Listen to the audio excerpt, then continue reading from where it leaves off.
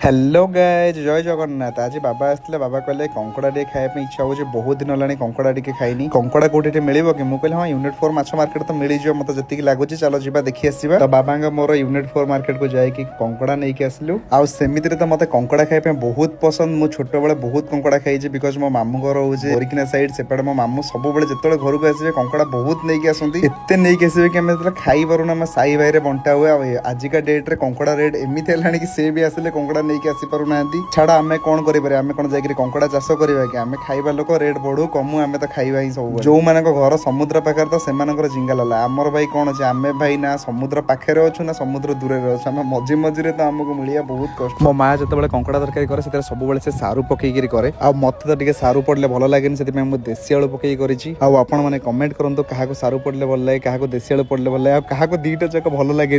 बाकी मोर कंकड़ा तरकारी हो गला मुझे चलिए खाइबा कंकड़ा तरकारी बास्ना बहुत ही बढ़िया होची। बाकी आपण माने कमेंट करूँ नेक्स्ट वीडियो।